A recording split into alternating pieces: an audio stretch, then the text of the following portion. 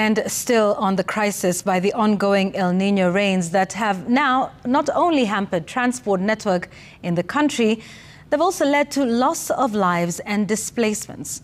The Kenya Roads Board, through its Highways Director, Paul Kibet, says repair works have commenced to open up areas that have been cut off. Kibet says the board has already disbursed funds to various road agencies for the much-needed exercise. He spoke in Mombasa during a tour to evaluate the extent of the damage on the roads. The El Nino rains have taken a toll on infrastructure, with several roads cut off, limiting movement of people and goods.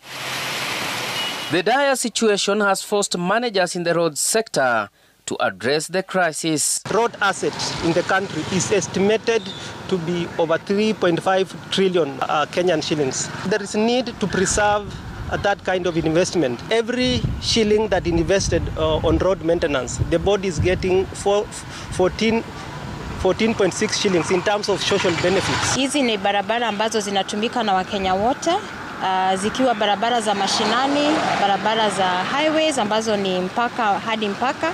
Every year, the board collects over 80 billion shillings to fund road repairs and maintenance.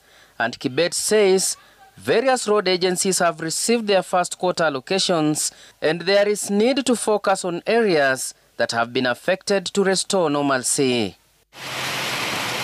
On the total shareable revenue, the Kenya National Highways Authority, KENHA, gets the lion's share at 40%.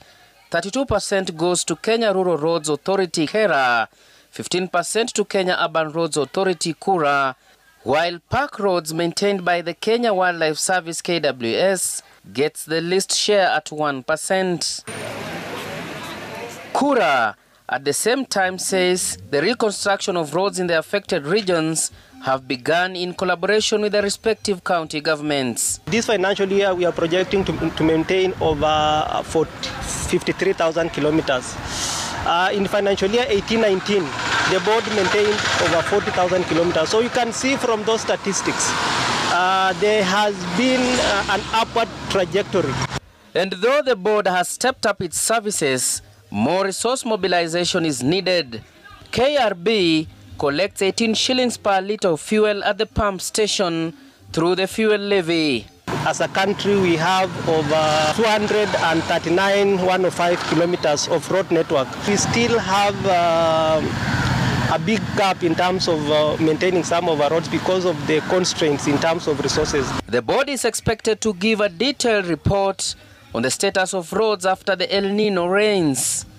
Steve Shitera, Citizen TV, Mombasa.